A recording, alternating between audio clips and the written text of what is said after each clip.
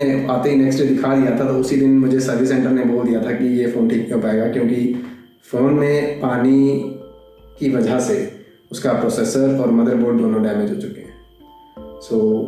और मज़े की बात यह है कि अभी उस फ़ोन के मैंने 2 इंस्टॉलमेंट्स देनी।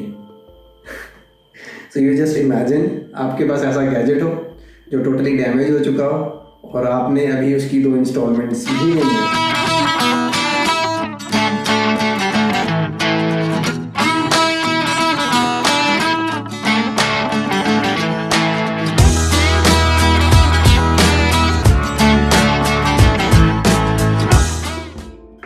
कभी कभी ऐसा होता है कि हमने कोई प्लान बनाया होता है और सब कुछ सही जा रहा होता है, कुछ भी गलत नहीं, सब अकॉर्डिंग टू प्लान जा रहा होता है, सभी चीज़ें टॉप नॉच हो रही होती है।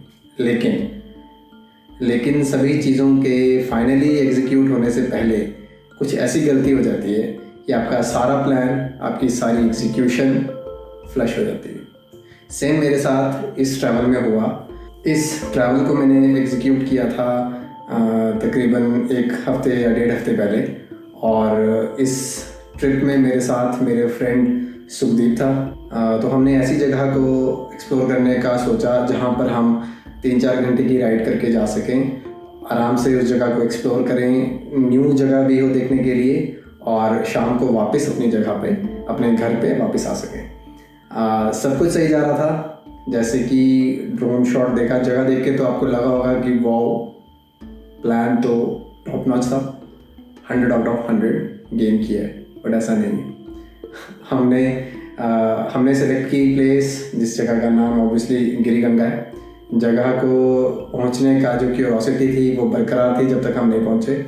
फुल रास्ते में बारिश थी, इट वाज रेनिंग हैवीली, फिर भी हम राइड करते गए।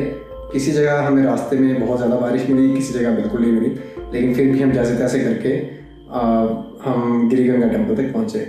लेकिन बात ये थी कि गिरिगंगा से पहले जब आपके पास एक जगह आती है, इसका नाम है खड़ा पत्थर।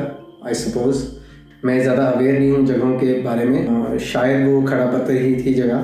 तो खड़ा पत्थर से ऊपर गिरिगंगा टेम्पल तक हमें 6 किलोमीटर का ऑफ रोड करना पड़ा। ऑफ रोड मतलब रोड ही नहीं था, there is nothing called road. मतलब हम बड़ी ही मुश्किल से, हमें उन्होंने बोला भी कि रोड नहीं है, आप अगर पैदल जाएं तो ज़्यादा बढ़िया रहेगा, लेकिन स्टिल हमने सोचा कि चलो। तो हमने सोचा कि 6 किलोमीटर पैदल जाने से और कीचड़ में चलने से तो अच्छा कि बाइक पे चले जाएं ऊपर। तो हम दोनों ने अपनी अपनी बाइक्स में, और मेरे फ्रेंड सुखदीप ने अपनी bikes towards the hill ride करना शुरू कर दिया। फाइनली काफ़ी ज़्यादा ऑफ रोडिंग, स्लिपरी होने के बावजूद रोड के, और बाइक को काफ़ी बार स्लिप होने से बचाने के बाद भी हम उस टाइम पर पहुंचे।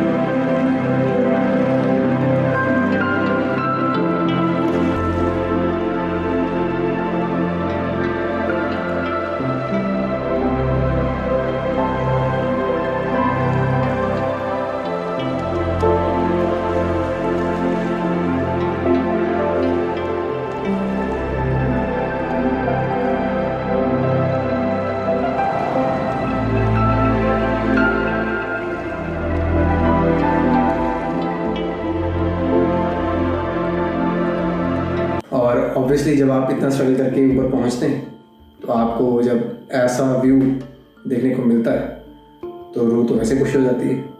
तो ऊपर पहुंचने के बाद हमें गिरिगंगा का ये एरियल शॉट लेने का मौका मिला। अब क्योंकि इस जगह पे बारिश अब ज़्यादा बढ़ रही थी, तो हमने ज़्यादा एक्सप्लोर ना करके वापस शिमला की तरफ राइड करने का प्लान किया। और इसी बीच हमने एक जगह को एक्सप्लोर किया जो इस टेम्पल तक पहुंचने से पहले आती है, थोड़े आई थिंक 1 किलोमीटर पहले आती है। उस जगह को एक्सप्लोर किया। ये जो ड्रोन शॉट आपने जो बिल्कुल स्टार्ट में देखा है, वो इसी लोकेशन का है। इस जगह का ड्रोन शॉट लेने के बाद और कुछ लैंडस्केप्स लेने के बाद आपके ट्रैवल में जो एक्स फैक्टर लगता है यहीं पे आके जुड़ जाता है।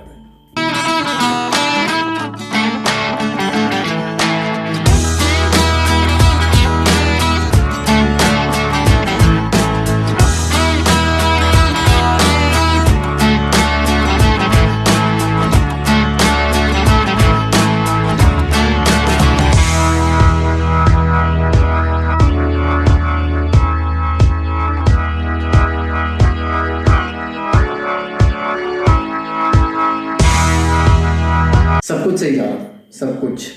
हमारे पास ड्रोन शॉट्स थे, हमने बहुत ही बेहतरीन लैंडस्केप्स लिए, हमने बहुत ही मतलब कह सकते हैं कि एक्सट्रीम लेवल पर जाकर एक इम्पॉसिबल लोकेशन पर जाकर जहाँ पे पर्सनली मैं खुद गया डाइव करके, ताकि मैं एक अच्छे सिनेमैटिक्स और अच्छे लैंडस्केप्स ले सकूँ।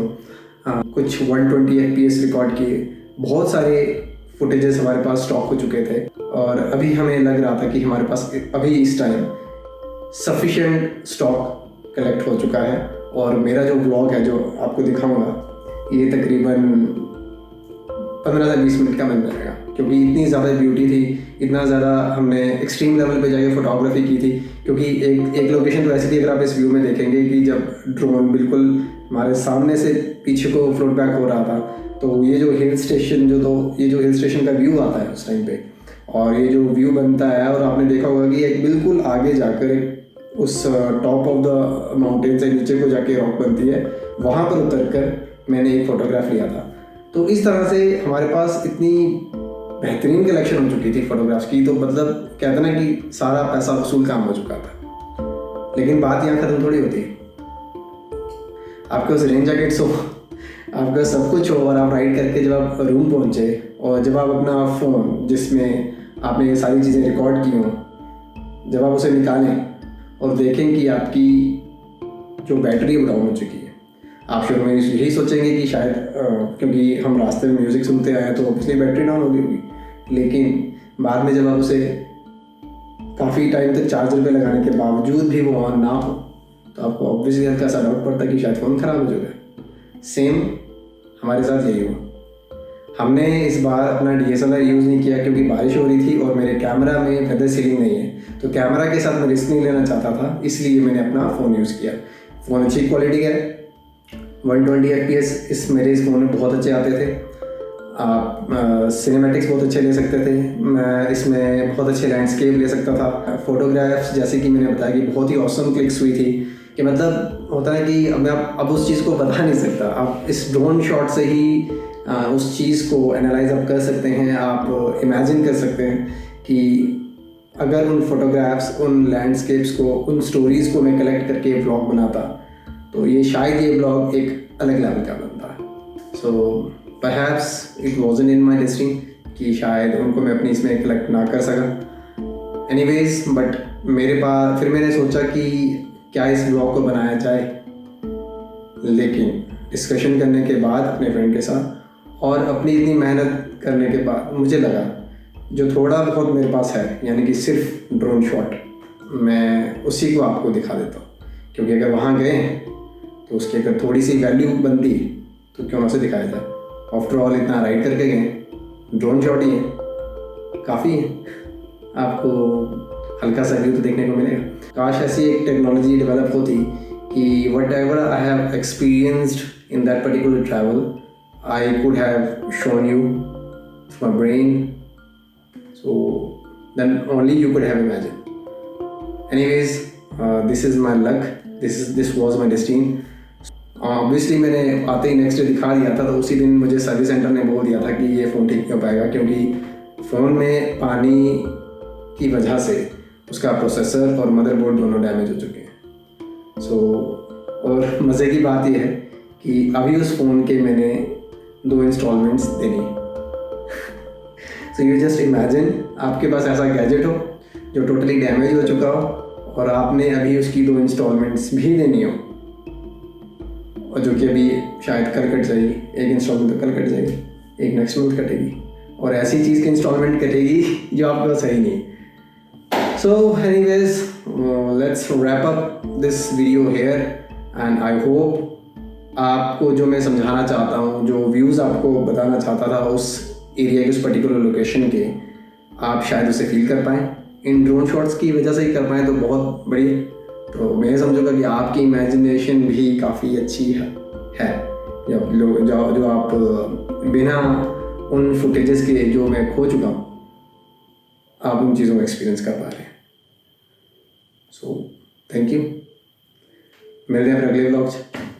पीस।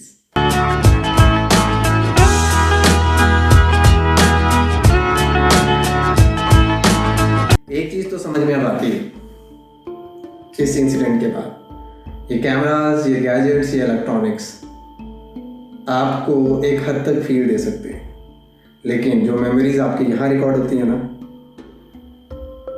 वो बयान नहीं कर पाते।